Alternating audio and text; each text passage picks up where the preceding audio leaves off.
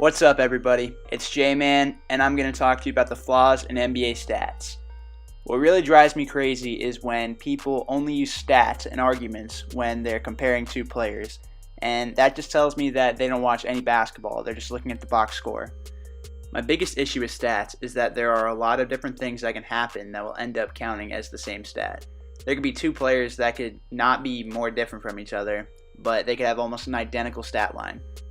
Another big thing people always seem to forget about is that there are other factors besides the player's individual abilities that will determine their stats. People sacrifice stats for the better of the team sometimes, and that does not mean that they aren't good enough to be putting up big numbers. Lastly, I feel like this is obvious, but people always seem to forget this. Basketball is a team game.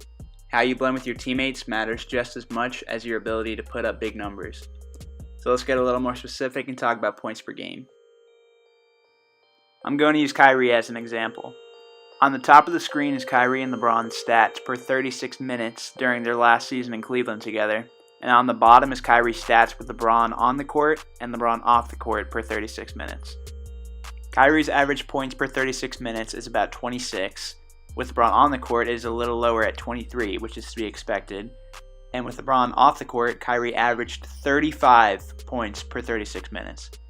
Looking at these stats alone with no other context, you can make the argument that the Cavs should get rid of LeBron, who is holding Kyrie back, and Kyrie is by far the best player in the NBA right now. Obviously, with context, this is not true. When Kyrie was on the floor without LeBron, he was usually the lone star player out there for his team, and he had a green light to do whatever he wanted.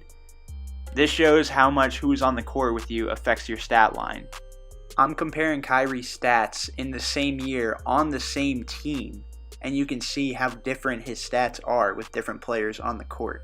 Now we're going to look at Kyrie's averages per 36 minutes over his career. If you watched any of the Celtics games this past season, you know that Kyrie is a completely different player than he was in Cleveland, and he has a completely different role. With that being said, look at his stats in the past two seasons. They're almost exactly the same. In Cleveland, when Kyrie played with LeBron, he was more of an off-ball player. Now with the Celtics, he is much more of a ball handler and a playmaker, yet his stats are almost identical to his previous seasons. He did not average a ton of assists, and that is due to the Celtics' system on offense that has a lot of ball movement, which makes it harder to rack up big assist numbers. Kyrie still showed great improvement in his playmaking this year, but he averaged less assists per game. Another big flaw in stats is stat padding. Some forms of stat padding are as simple as leaving a star in at the end of a blowout when the other team's bench is in, and sometimes it can happen at the expense of the team. Rajon Rondo is probably the biggest abuser of the latter, as he has been known to pass up easy layups in order to pad his assist numbers. Another thing some ball-dominant players do is wait for the assist pass instead of keeping good ball movement. Rondo does that as well, and also LeBron was accused of this by his teammates last season, as you can see in the bottom quote. So there are a lot of subtle things that can happen that will leave a big impact on stats, and if you're just looking at the box score, you'll never know that, and you'll just count those padded stats the same as real stats. And then there are two very simple things about stats that people overlook, and that is that stats are not adjusted for playing time and they are not adjusted for pace. On the top of the screen is the top 10 list for points per game for this past season, and below that is the top 10 points per game per 48 minutes. Just adjusting for minutes, the entire list got mixed up. KD jumped up 3 spots. Kyrie jumped up 4. Embiid wasn't even in the top 10 and is now number 5. LeBron dropped 3 spots. Lillard dropped 3 spots. Giannis dropped 3 spots. Russ dropped 2 spots, and Aldridge dropped 1 spot. And then on top of that, you have to keep pace in mind. The Pelicans were 1st in pace. Warriors were 5th, and the Sixers were 4th. And then the Celtics were 23rd. So then based off of that information, Kyrie is going to move up a spot or 2. So just adjusting for minutes and pace, Kyrie went from the number 8 scorer to number 2 or 3. These differences are huge in arguments. The entire argument about these players are changed when these adjustments are made. The difference between being the 3rd best scorer and the 6th best scorer is huge to fans, and that is actually the difference for KD. So you can see how stats are changed so much by such slight adjustments, and with that, the entire argument around these players changes. Let's move on and talk about rebounds per game. Rebounds per game is such an easy stat to manipulate, and this is probably the most abused stat in arguments today. What people need to pay more attention to when arguing who are the best rebounders is offensive rebounds. Offensive rebounds have a lot more meaning because they are much harder to get and they are pretty impossible to inflate.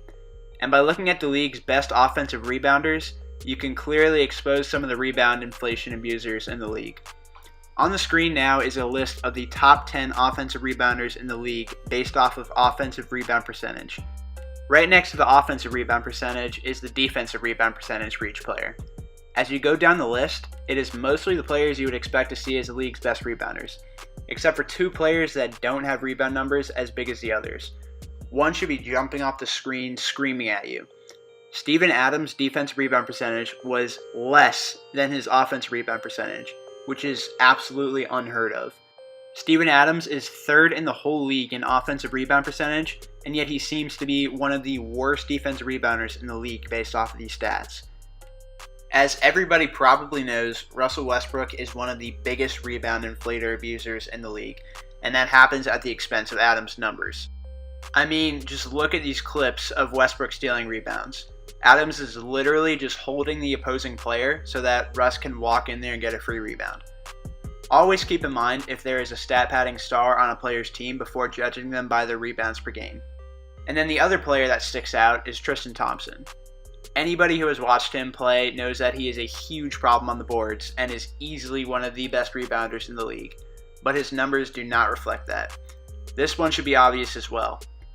The Cavs would do the same thing with Tristan and LeBron that the Thunder did with Adams and Russ on free throw rebounds. It doesn't seem like much, but just that right there could be 2 or 3 rebounds per game taken away from Tristan, which would put him in the conversation of best rebounder in the league among fans if those 2 to 3 rebounds were reflected in his stats. One more obvious factor that people overlook is that teams have different defensive schemes, and that is going to affect rebound numbers a lot more than you would think. Players like Avery Bradley, Josh Richardson, and Klay Thompson play much bigger on-ball roles, which obviously is going to limit their rebound opportunities. And bigs are affected as well. Some teams try to keep a rim protector near the paint, and some teams will have their center switching on to point guards 30 feet away from the basket. Al Horford is a great example of this. On offense, Al plays on the perimeter and high post a lot to stretch the offense, so his offensive rebound opportunities are definitely limited. And then on defense, the Celtics switch pretty much everything. So on a typical possession, he's usually on the perimeter, which of course limits his defense rebound opportunities. In some of these clips, the Celtics just have Al Horford camping out on the three-point line to pull out the rim protector. So you can see how an offensive scheme can severely limit some bigs on their rebound numbers. Another thing is that nowadays, a lot of bigs play more of a facilitator role, so that's obviously going to limit them as well. So you can see here how the Celtics switch everything defense pulls Al Horford away from the basket, which prevents him from being on the block and picking up those freebie rebounds. And the last stat I'm going to talk about is assists per game. This is probably the most misunderstood stat. People think that they can judge how good of a team player a player is by looking at their assist numbers, and that just isn't true. In fact, a lot of the top assist leaders in the league are terrible team players. For assists per game, you have to factor in 2 meaningful stats, which are usage and turnovers. A player can average 15 assists per game, but if their usage percentage is 50% and they average 8 turnovers a game, they clearly are a terrible player. That being said, these stats have different meanings to different players. A non-ball handler is bound to have a lower assist to turnover ratio, so if they have a ratio of 1, it isn't as meaningful as if a top assist leader had a ratio of 1. When you're looking at facilitators, ball security should be just as important as the number of assists they get. On the screen is a list of the top 20 players in assists per game this past season. I'm going to show you the top 15 players with the highest usage percentage, and then I'm going to come back to this. Now, there is a key thing to know about usage percentage as well. Not all usage is the same. For example, some players have a high usage solely because the entire team revolves around them, and they just dribble around and do what they want for most of the possession. But some others have a high usage for other reasons, mainly because they serve as a bailout option for their offense. Some players may have a normal usage percentage for the first 2/3 of the shot clock and a very heavy usage in the last third of the shot clock. My best example of this was Kyrie Irving for the first half of this past season. If you watched the Celtics early on this past season, you know that anytime the shot clock got down to about 7 or 8, the ball would go to Kyrie, and it was an ISO from there. That isn't him being a ball hog, that's just him taking on the bailout role due to the youth of the Celtics roster early in the season. So now let's go back to look at the assist-to-turnover ratio, because that is what is more significant than assist numbers alone. So you can see at the top, Russ, Harden, and LeBron all have pretty bad assist-to-turnover ratios. Some of that is due to their added role of being a scorer, but this shows how just because they have big assist numbers, they are not far superior facilitators than the rest of the league. If you don't believe me that big assist numbers don't make you a good team player or a facilitator, just look at the teammates of some of the top assist leaders this past season. LeBron's teammates complained about him early in the season, which I showed a quote of earlier in the video, and then Marcin Gortat tweeted this after a game that John Wall didn't play in, and him throwing shade in that tweet led to John Wall's response, and then it essentially led to their locker room falling apart last season.